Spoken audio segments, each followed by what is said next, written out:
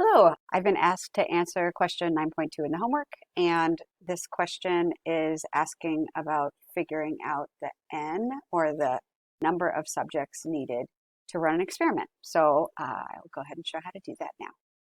Okay, so reading this question, a doctor wants to estimate the mean HDL cholesterol of 20 to 29-year-old females. How many subjects are needed to estimate the mean cholesterol within 4 points with 99% confidence, assuming S equals 11.7 based on earlier studies. So we're going to do that part first. And so first we have to figure out what the heck is going on here. So the doctor wants to estimate the mean cholesterol of all 20 to 29-year-old females. So estimate the mean is what he wants to do. So he doesn't know the mean. And we're trying to figure out how many subjects he needs so that estimating the mean is within 4 points with 99% confidence. So what does that mean, within 4 points with 99% confidence? So 4 points, that's actually getting at margin of error. So when they talk about margin of error, the points is the margin of error.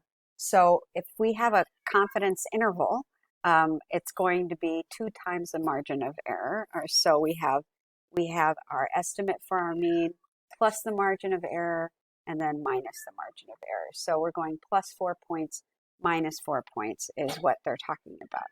Now 99% confidence is not the same as a 99% confidence interval. You have to be careful with that. So confidence has to do with looking at the normal curve and seeing what is at that 99% confidence. And so what we're going to do is we're going to go ahead and open StatCrunch, and we're going to go into the t-stats. Now the reason we do t is because we have a assumed sample standard deviation of 11.7. If we don't know the population standard deviation, we don't use z. Z is for when we know the population standard deviation, and t is if we don't know the population standard deviation, we only know the sample standard deviation. Now, because we're talking about the width of the confidence interval, because it says within 4 points, I'm going to do width and sample size. So here's our T confidence interval. And notice down here, this is the confidence level. So the confidence level is our 99%. It's kind of confusing, confidence interval, confidence level. So if they don't have the word interval after it, it's always talking about the level. So that's our 0.99. And then the standard deviation is 11.7. And then we're going to hit. Now we want the width here. So to find the width, that's the whole width. So that's 2 times this 4 points. So the width is 8. And then we'll hit compute. And so this tells us that we need a sample size of at least 61 females to be able to estimate the mean. So remember what the confidence interval for the mean is. So the confidence interval for the mean says that how close are we going to get to the true mean for the cholesterol.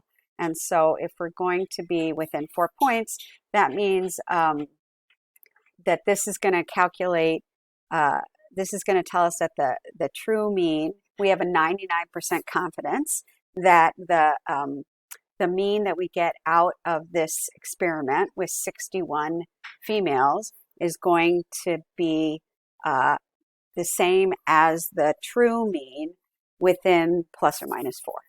So that's what that means. And so we're going to put 61 in here. All right, so that's the 99% confidence. Now, to do the 90% confidence, we just come in and remember this is confidence level, not confidence interval. So confidence level, we come in here, we change that to 0.9. We'll make sure this is still 8. So this is rounding to a whole sample. So see how it says round up to the nearest subject? They're actually rounding up for us in StatCrunch. So 26. Okay, so now we need to interpret these two numbers. So how does the decrease in confidence affect the sample size required? So basically, if I'm okay with being less confident in my answers, then I don't need as many people to run the experiment. Because like if I was 100% confident that the mean was going to be in, that the mean from the experiment was going to match the mean of the population, I would need a lot of people.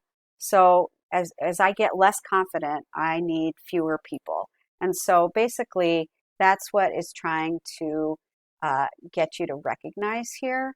And so here, decreasing the confidence level decreases the sample size needed, which is what we found here, because we went from 99% to 90%. We went from 61 people to 26 people. So we can do our final check. Well done. Okay, I hope this helps.